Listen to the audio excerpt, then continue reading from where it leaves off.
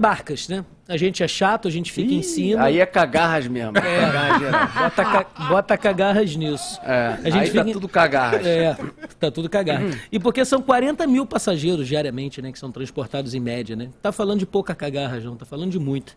São 6 estações, né? De Barcas. E eu até separei um trecho, Rodolfo, porque uma das primeiras entrevistas, ou a primeira entrevista, do governador reeleito Cláudio Castro, ele veio aqui ao microfone, falou na Band News FM.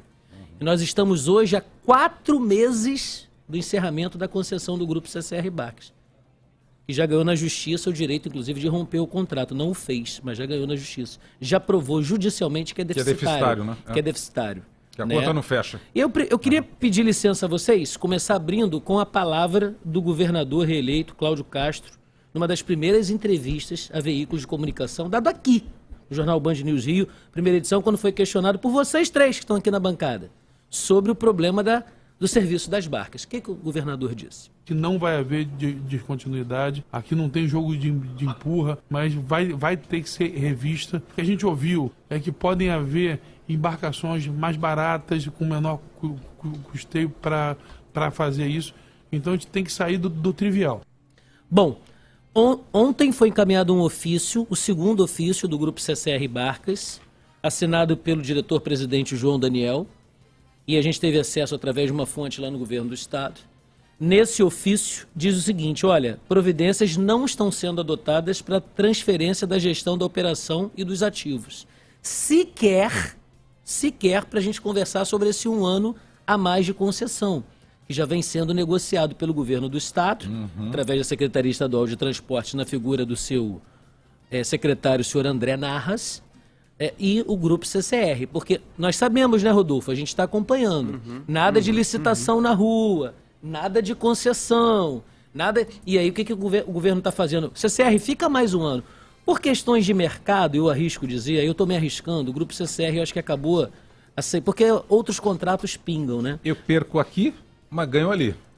Né? Eu soube que o Grupo CCR Barcas, e aqui a gente não está fazendo, não é passando a mão em ninguém, mas o Grupo CCR Barcas já até abriu mão da frota das embarcações, abriu mão dos estaleiros para o governo do estado, da margem de lucro, e o governo do estado não apontou sequer, Rodolfo, quem é a pessoa, o representante que vai fazer as tratativas com o Grupo CCR. Mas, Briggs, veja, eu já entendi, você tem acompanhado isso, por isso que eu brinquei com a questão das cagarras, porque esse assunto está realmente sendo postergado já há anos, gente, desde a gestão do Pezão, é isso mesmo, do Luiz Fernando Pezão, foi preso depois, já foi solto, enfim, desde a gestão dele se fala sobre a saída da CCR Barcas. A empresa disse: é deficitário, estou aqui devolvendo a concessão, por favor, se organizem e façam outra licitação. O Briggs acompanha isso desde o primeiro dia, para e passo.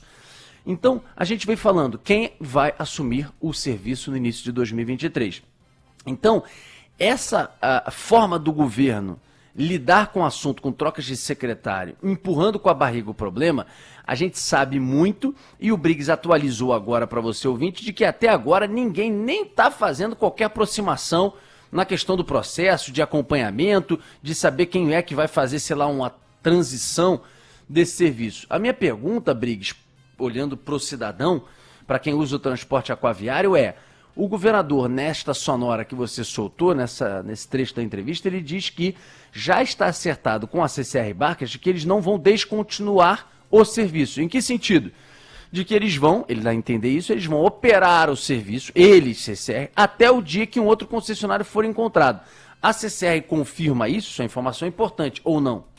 A CCR confirma que teve uma aproximação. Teve uma aproximação para dar continuidade ao serviço no que diz respeito a prorrogar o contrato por mais 1 ano.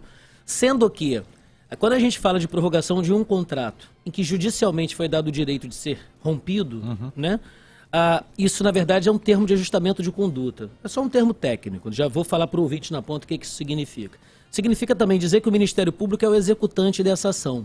Então, se você tem lá um divórcio com menor, as partes têm que chegar no consenso, pai e mãe, né? Estou dando um exemplo grotesco, mas acho que funciona. Então, o que você cede aqui, o que você cede ali, né? Em termos de visita, de pensão e tal. Bom, CCR Barcas e o governo do Estado precisam chegar a esse acordo para o Ministério Público olhar e falar assim, pô, legal, o Estado não perde, vamos para frente. Não pode ter descontinuidade do serviço. A questão é que parou, teve uma aproximação inicial, o governo do Estado procurou o Grupo CCR para dizer da possibilidade de ampliar esse contrato por mais um ano, fazer um contrato de um ano para ele ter tempo, ele, governo do Estado, de jogar uma licitação na rua. E vamos ver, vamos acompanhar, porque a gente é chato, que tipo de licitação vai ser essa, que modelagem vai ser essa, que estudo de mercado vai ser esse, para que a tarifa não seja alta. Porque o Rodolfo lembrou lá atrás, quando ao apagar das luzes do governo Pezão contratou a Fundação Getúlio Vargas, o Tribunal de Contas do Estado negou em quase todos os itens. E falou que a licitação não podia sair do papel. E de lá para cá contratou o UFRJ, que tem expertise técnica, mas será que de ponta para poder fazer uma modelagem, para saber o seguinte, olha, o que mudou da pandemia para cá? Quantos passageiros hoje tem? Como é que está a situação econômica? Vamos por quê? Valor de outorga ou menor preço? Como é que vai ser essa licitação? Então não adianta, primeiro, precisa se aproximar, precisa mostrar quem é a pessoa que vai dialogar, quem é a pessoa que vai fazer essa transição, quais são os ativos que vão ser transferidos, embarcação vai ser assumida por quem, de quem é responsabilidade por manutenção, 1 ponto. E 2 pontos. Avançando nisso, precisa avançar nisso, que licitação é essa que vai para a rua? Que modelo chegar que é uma esse? coisa? Que modelo que é esse para que seja, Rodolfo? E aí eu vou chegar agora como eu prometi. Você que está me ouvindo de Niterói, você que está me ouvindo do Rio de Janeiro, corre um risco violento de você pagar muito mais caro por uma passagem. Apesar do governo do Estado vir aqui e dizer que não. Que modelagem vai ser essa para tornar atrativa? Para ter investimento, pô. Entende, Vinícius? Sob o argumento de que a descontinuidade geraria um prejuízo gigantesco, Claro. E que neste período algo temporário vai custar mais caro do que o inicialmente previsto. E a gente está levantando essa bandeira com antecedência. E na ponta, o passageiro já está sofrendo. O morador da Ilha do Governador, por exemplo, teve em 50% pelo menos o corte dos horários. Se antes eles tinham 4 horários para sair da ilha de barco, hoje eles só têm 2. Paquetá, o que a gente recebeu de reclamação no início da pandemia, eles não voltaram com todos os horários. Autorização judicial. E desenhar essa modelagem leva tempo. Quanto tempo a gente tem para o final do ano? É muito Mas pouco aí tempo, a questão, não é? ô Vinícius, é o seguinte, esquece, não vai dar. Não vai dar. O governador já deu o tom. O governador está certamente negociando, e aí eu não sei como que ele vai encontrar, não sei se a CCR vai colocar condições para isso, ou se não, ou se vai aceitar na base da negociação, afinal a CCR tem outros negócios no Rio de Janeiro, um deles é o VLT, um outro é a Via Lagos, um outro que mal ou bem tem interferência muito forte no Rio é a Dutra. Agora tem também, na nova concessão, tem a Rio Santos, né? Aquela região toda da Rio Santos ficou uma concessão só. Então, a partir do momento que tem outros negócios, você senta à mesa com também outras discussões. O que eu estou querendo dizer com isso? Eu não sei o que a CCR vai fazer. Agora, não há dúvida de que estamos agora em outubro, dia 11 de outubro. Se há meses, há anos, a gente vem anunciando, vem falando, vem cobrando, eles não fizeram nada, mesmo que comece a fazer agora. Se chega agora um secretário de estadual de transporte sério, senta ali, olha para a questão, começa a fazer grupo de estudo, audiência pública, para trocar o serviço de uma nova licitação, de troca de gestão do transporte aquaviário no Rio de Janeiro, que não é só Praça Araribóia, Praça 15, tem Charitas, tem Cocotá na Ilha do Governador, tem a Paquetá, que é fundamental, porque senão você não sai nem chega na ilha, tem o Sul Fluminense em direção à Ilha Grande, então é um transporte fundamental para a vida de milhares de pessoas. Não vão tocar. Agora resta saber se a CCR vai, como sugeriu o governador, ficar no serviço, estender o contrato por mais um ano, seja por qual negociação for, e segurar para ver se o governo vai finalmente acordar e com algum secretário sério de transporte passar a discutir essa questão, quem sabe aproveitando essa saída da CCR para rediscutir o modelo de transporte aquaviário. Não só o contrato, que é um contrato bem discutível, né, Briggs? Muita gente fala de problemas nele, que ele foi feito errado lá atrás, que ele deveria ser um contrato de uma maneira diferente, construída com o transporte de uma maneira diferente, e com a possibilidade, quem sabe com empresas com embarcações menores, a gente conseguir ir para o fundo da Baía de Guanabara, fazer dragagem, pensar em Duque de Caxias, no fundo da Bahia, pensar em São Gonçalo, e ampliar o serviço, se for possível. Não sei se será possível, mas deveria estar sendo discutido isso e não está. Duque de Caxias que estava no modelo inicial de modelagem proposto. É verdade. Estava no modelo. São Gonçalo que estava no modelo. Aí você pensa, você é morador de São Gonçalo. Se você tem uma barca saindo de São Gonçalo para o Rio, o que não economiza o seu tempo na ponte Rio-Niterói? E São Gonçalo, eu tive acesso à modelagem, é perfeitamente viável. Uma extensão ali... Caxias também prevista. Prevista, perfeitamente viável. Então, assim, você que mora em Duque de Caxias pega todo dia o trânsito da linha vermelha, você poderia ficar livre desse trânsito. Eu sei porque eu morei em Niterói por muitos anos, vinha pra Band, né, Rodolfo?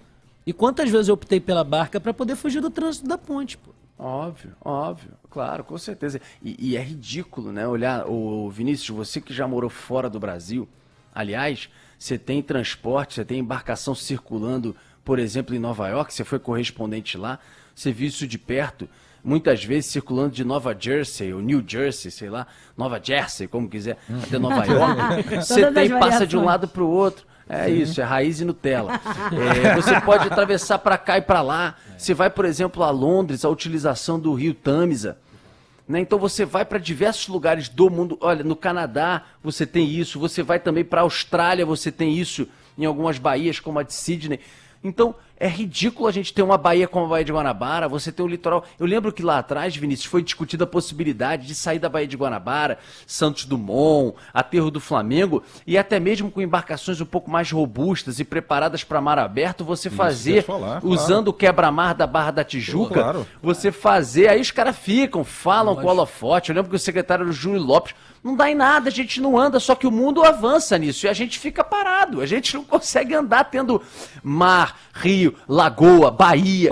Pô, era maravilhoso. Ainda é aprazível você estar num transporte como esse, com aquela brisa maravilhosa. Nossa audiência de Niterói é enorme. Tem certeza que pelo menos um morador da região oceânica está pensando nisso também, rapaz. Se tivesse uma embarcação robusta, que é possível. Saindo de Taquatiara, saindo de Itaipu e vindo direto para o Rio, que não ganha de tempo. Do ponto de vista técnico, navegar numa baía, fala-se navegar em águas confinadas. Então eu tenho um mar muito menos revolto ali do que eu teria com uma frente fria, por exemplo, uma navegabilidade saindo ali do quebra-mar da Barra para entrar pela boca da Baía de Guanabara e ir para o centro. Ok, mas dentro da Baía de Guanabara, raras são as vezes que a gente vê ondas na praia de Botafogo, na praia do Flamengo, de vez em quando vira.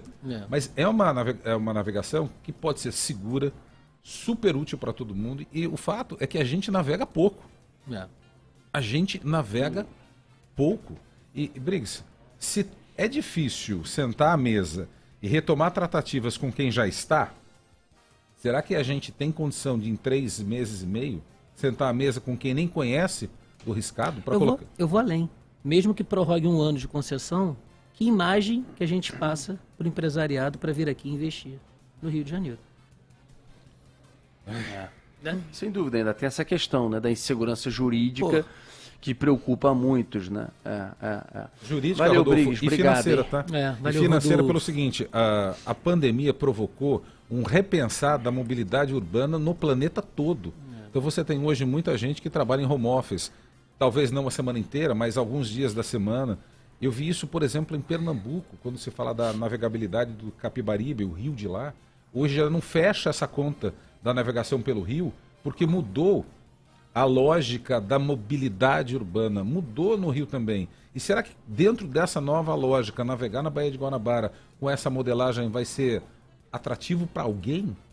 Como tornar atrativo? E olha quanta gente que depende disso. Bom, até o mergulho em cagarras, então, né, gente? Muito bem. Vou mergulhar. É verdade. Agora, o Briggs trouxe a informação, o Vinícius também lembrou muito bem. Você imagina, você pega estados como o próprio estado do Pará, né, Amazonas, mas você pega o estado do Pará, que é cortado por rios e rios e rios. Se você não tiver um transporte como esse, as pessoas, muitas vezes, populações ribeirinhas, etc., eles não têm acesso a nada. Por isso que lá, às vezes, você tem escola, inclusive, em barcos. Só que, também, sem fiscalização, você, de vez em quando, outro dia teve isso. Uma tragédia aí que um barco afundou, pessoas, morre gente, também por falta de fiscalização, mais de 20 pessoas, os barcos estão caindo aos pedaços. Então, a gente também tem esse lado, né, da fiscalização. No nosso quintal Rio de Janeiro, a gente precisa enfrentar o governador com seriedade, com gestão, com profissionalismo. o senhor tem que admitir que errou muito na área de transporte. Muito, muito, muito, muito. A começar por o tempo inteiro, numa cadeira tão importante, ficar colocando na jogatina política uma cadeira fundamental como essa. Já tivemos uns 3, 4 secretários somente na sua gestão. Um deles foi um que não entende nada de transporte, não entendia nada de transporte, só foi colocado ali, pelo que se apurou, para poder liberar uma cadeira no Congresso e a pessoa que era suplente entrar, ou que ia entrar na sequência, na verdade, pela vaga aberta, era importante num jogo político. Aí veio para a Secretaria de Transportes um tal de Juninho do Pneu. Juninho do Pneu. Sendo que o secretário de Transporte, nada contra a nomenclatura do nome dele, o que ele já fez na vida dele, mas não entendia nada. Todo mundo que conviveu com ele viu isso. Ele pode entender de pneu, mas pneu não é uma questão que está no âmbito da Secretaria Estadual de Transportes. Ele tem que olhar a concessão de trem, de metrô, de barca. Até onde eu saiba, não cuida de concessionário de carro, de manutenção, de mecânica. Não é isso que a Secretaria de Transportes faz. Então, é fundamental, aliás, cuida da Codert, por exemplo. Né? A Codert é um braço da Secretaria de Transportes, a mesma que autoriza até hoje R$3 de cobrança de banheiro na rodoviária. Nem isso o secretário foi capaz de botar o pneu para girar. Então não dá, tem que tratar como sério, o transporte é fundamental. Milhões de pessoas dependem do transporte, do cuidado com isso, dos contratos de concessão que quando são mal feitos acabam dessa maneira. Espero que nesse segundo mandato, sendo amplamente, que foi, goste dele ou não, foi amplamente aprovado. Uma reeleição histórica de quase 60% dos votos. Ah, mas Rodolfo, na verdade, tem muito mais a ver com a rejeição do Freixo, não sei o que lá, de opções. Olha, eu, nesse momento, não entraria nessa discussão. A questão é, quase 60% dos votos, o governador foi reeleito. Mas tem que ter autocrítica. A Secretaria de Transporte precisa de alguém sério, técnico, ágil, com gestão. E a primeira coisa urgente que precisa enfrentar é a questão das barcas e também dos trens urbanos do Rio de Janeiro. Da Supervia, que está um caco e todo dia enchendo o saco do cidadão fluminense. 10h18.